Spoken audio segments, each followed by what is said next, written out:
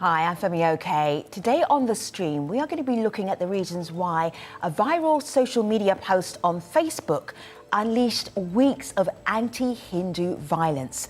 Al Jazeera's Tanveer Chowdhury reported on the protests that quickly followed. Thousands of protesters have gathered here at Shahbag Square in the capital, Dhaka. People from all walks of life, Hindus, Muslims, Christians, Buddhists, have gathered here to protest against what took place in the last several days across the country against Hindu Bangladeshis. They're here to protest. They want justice. Many of them are on hunger strike. We spoke to some of the protesters. This is what they have to say. Our holy Hindu book, Gita, was burned. Many Hindus were killed. Minority women were raped. These incidents keep happening one after another, yet we never get real justice. We were born here. We are taxpayers and contributing to the country's development in every sector. Yet we are being attacked and marginalized in every way. Now we are here to protest and fight for our survival. How can Bangladesh protect its Hindu community? That is the theme for today's show. If you're on YouTube, you can be part of our programme. Put your comments, your questions, your stories even, right here in the comment section and be part of the discussion. Let's meet the panel. Hello to Tanveer Chowdhury. You saw him just there reporting. Shafi and Nina. Shafi, welcome to the stream. Nice to have you. Please introduce yourself to our international audience. Tell them who you are and what you do. I'm Shafi Mustafa. I'm Assistant Professor of World Religions and Culture, University of Dhaka. Good to have you. Hello, Nina. Welcome to the stream. Introduce yourself to our global audience.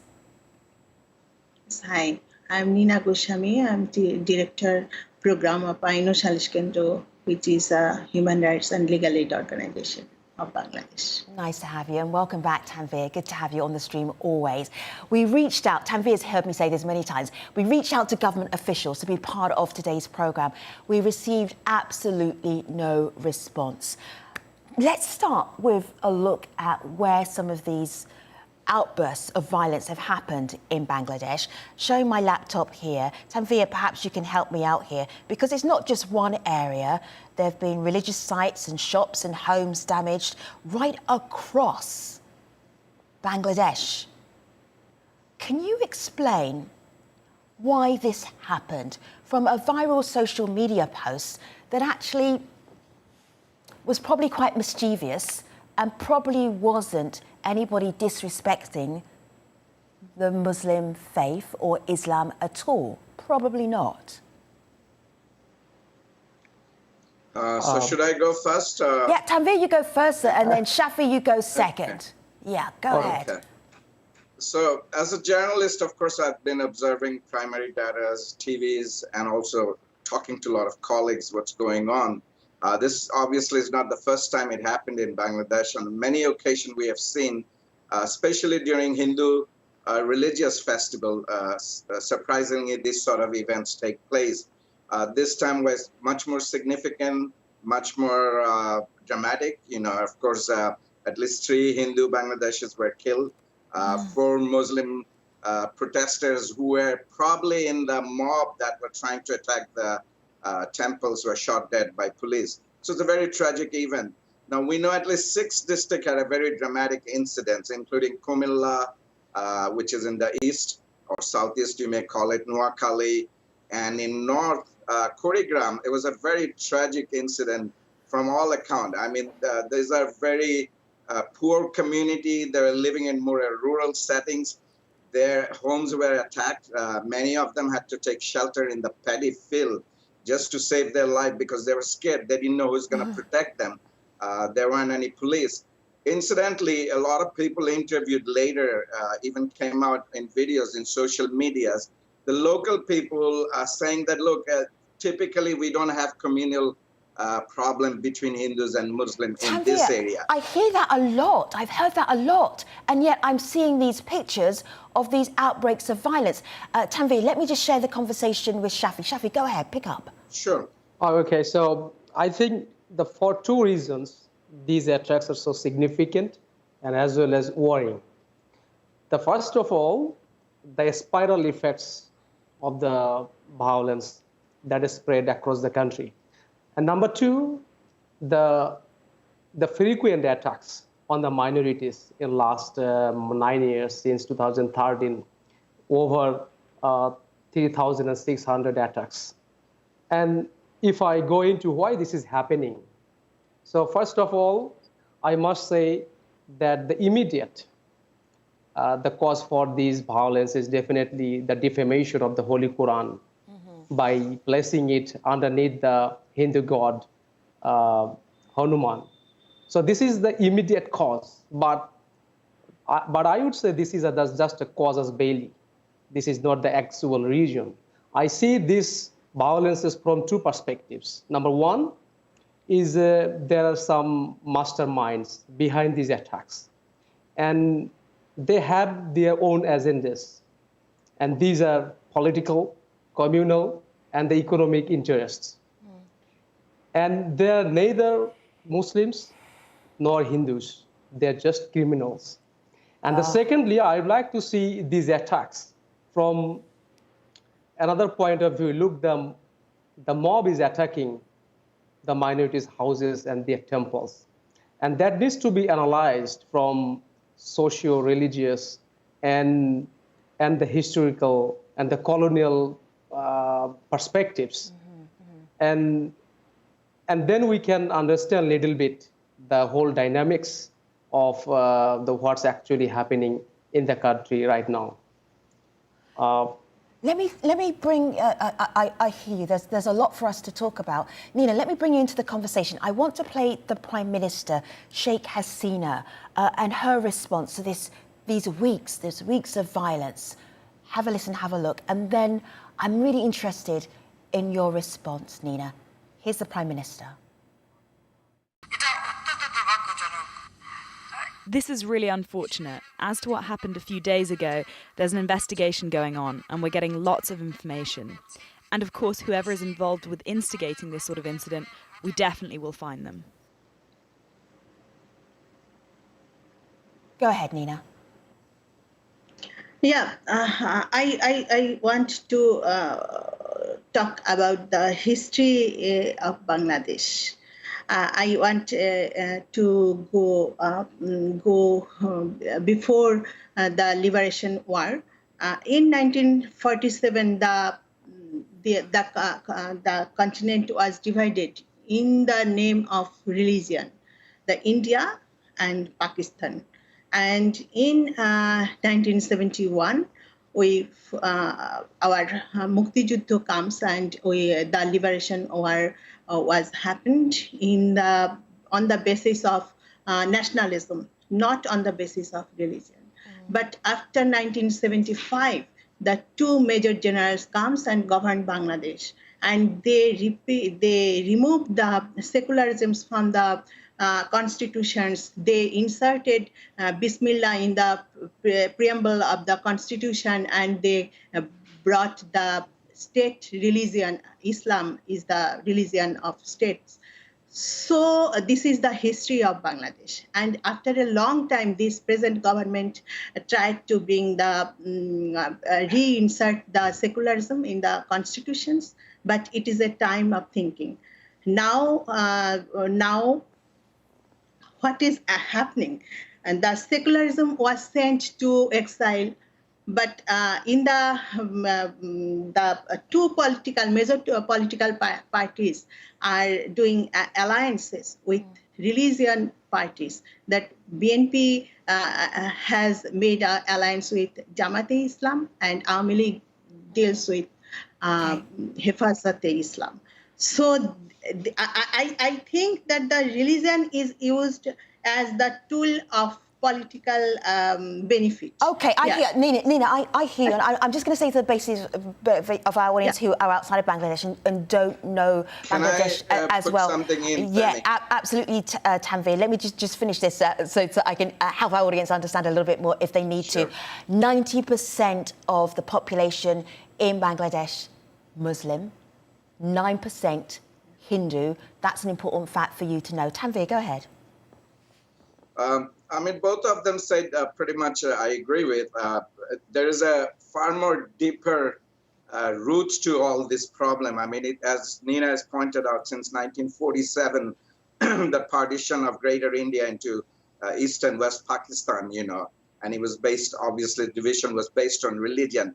That deep-rooted sentiment still exists. It's not necessarily communal in feeling, but it's also nationalist in feeling. Right. Whatever happened in the region has a sentiment that sparks in each of the country. We have seen in India in recent days riots in Delhi and other places, the National Citizenship Act, the cross-border killing of Bangladeshis in the border area by Indian security forces. All those sentiment plays into nationalism sentiment in Bangladesh. And as both of them rightfully pointed out, that politics is a major factor here. I mean, all the parties, it's not just the religious Jamaat party or the Bangladesh Nationalist Party, which is technically the main opposition party, which was in power at least twice.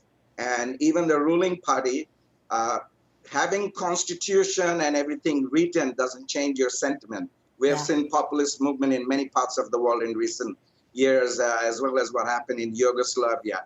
It's far more deep-rooted. And when things like social media is now there, a lot of false videos from both sides of the border, India and Bangladesh, were spiraling the social media. Social media becomes another tool. Let me just share this with you for our audience who are not familiar with the region. If you have a look at the map of where Bangladesh is, I'm going to go in a little bit closer.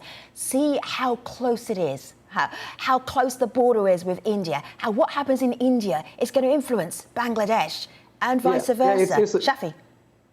Yeah, it's located inside the India in other sense. Yeah, okay, exactly. I would just like to add with the Tanvi that, he rightly pointed out the influence of India.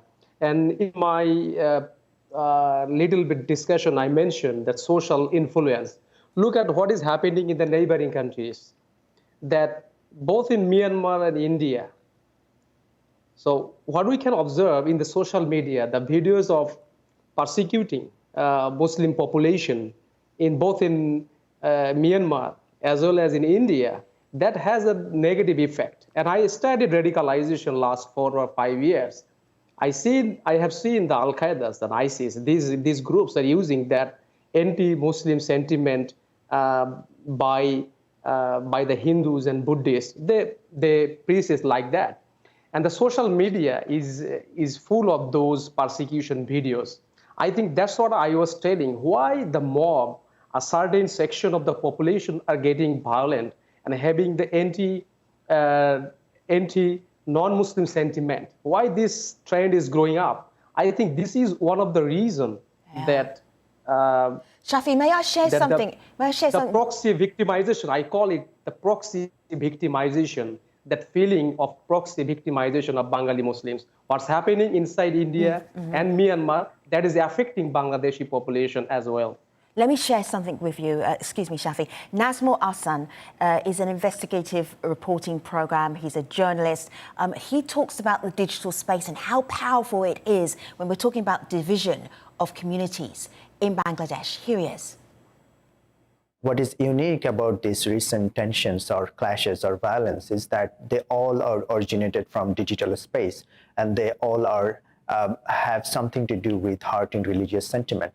And this trend is or was linked to the Shahbag movement, which demanded death penalties for Islamist politicians accused of war crimes, and then the Hafazat Islam, which demanded blasphemy laws or death penalties for whoever hurt Islam or its God or its prophets.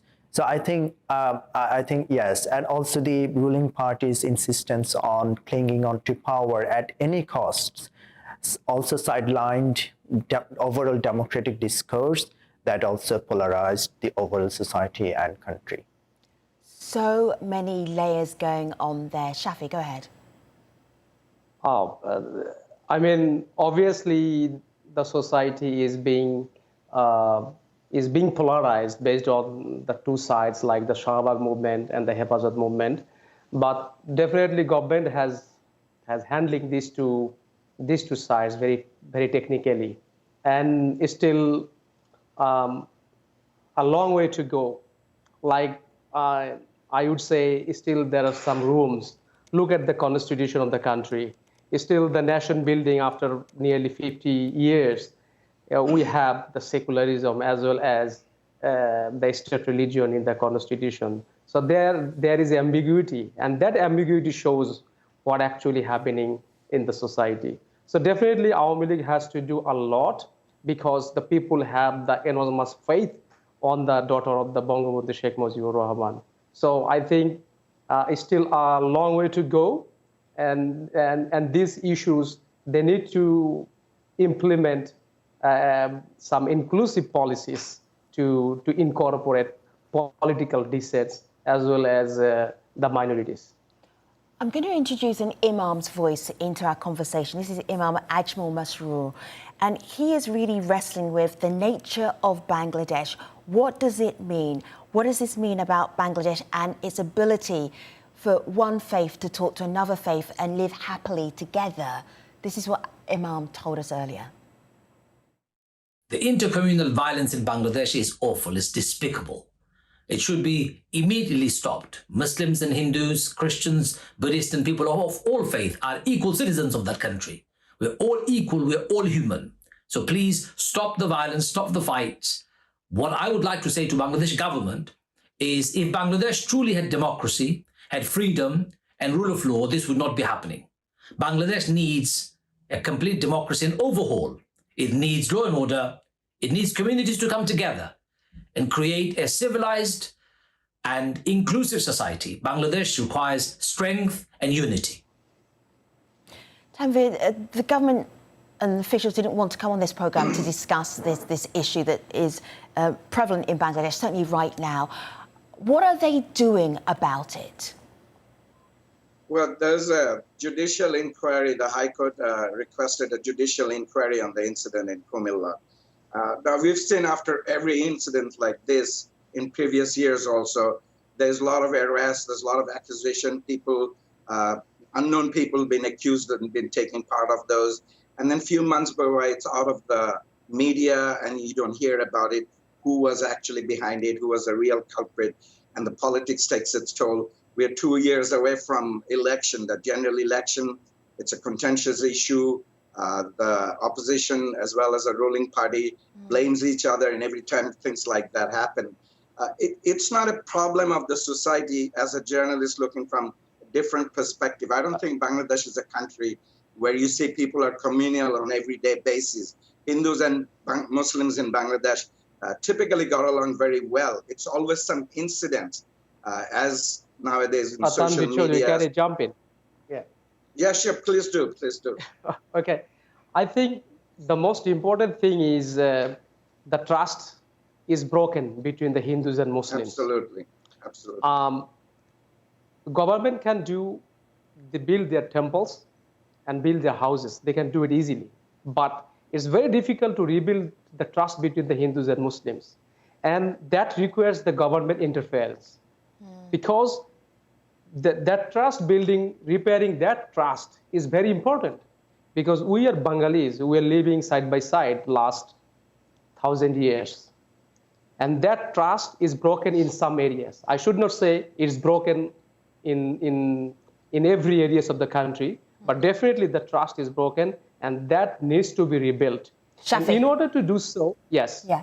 Just finish very quickly because I want to bring in Nina here because this is very personal for Nina. Shafi, just finish your sentence. Go ahead, and then I'm going to bring Nina's voice in. I want to suggest something to build their trust. Yeah. But if you want to hear from Nina, but I will discuss this later. Nina, I'm just looking here at the Prime Minister on my laptop here. Hindus have fought alongside their Muslim brothers during the Liberation War. They have equal rights in Bangladesh. How do you get to a situation where that is happening down on the ground, Nina? If we think that, obviously we think that that Hindus and Muslims have the equal rights, but the need equal rights, the Prime Minister obviously she said, but it is not in practice. Equal rights, how the equal rights will establish. The culture of impunity exists here. from the 2001, there is no judgment in favor of victims of violence, communal violence.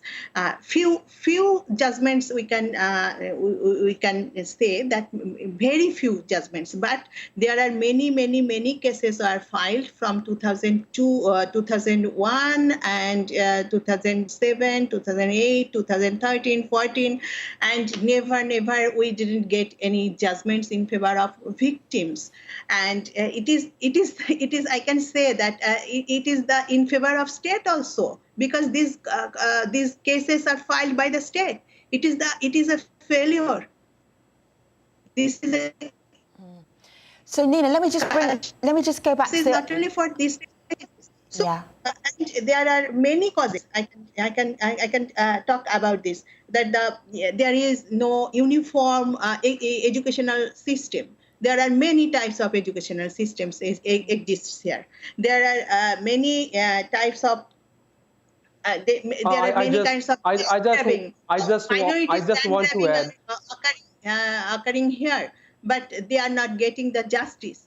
So how the equal rights will be established by us, by the government? All right, so let me just go via Twitter one more time, because I only have Twitter as the government voice. I don't have the government voice. So Awami League, government has taken swift initiatives to provide relief assistance and rehabilitation support for the victims of the recent communal violence. Prime Minister Sheikh Hasina has instructed officials to build new houses for victims. Okay, and then some more. I just want to go. I have strict objection in the language of relief assistance. Yeah. Why relief assistance? This must be compensation by the state. Right, so the relief assistance is not enough. The trust needs to be rebuilt. Yeah, I hear you. I hear that, and I think that's really important. You made that point very clearly. Let me just bring in one more voice. This is Tasneem Tayyeb from the Daily Star, with a whole list of ideas about where we go from here in Bangladesh and that issue of communal violence. Have a listen. Religious freedom and communal harmony are deeply rooted in the diverse characteristic of Bangladesh, and our values are seeped in the spirit of Bengali nationalism. Of course, there are certain elements that are trying to serve vested interests of various quarters, and the government now needs to eliminate them. They have taken measures to bring the culprits to justice.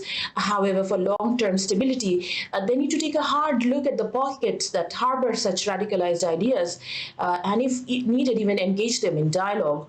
Also, if you have noticed, many of the attackers were young men. So we also need to look at the aspect of engaging them in productive economic activities and mentoring them and guiding them in the right direction.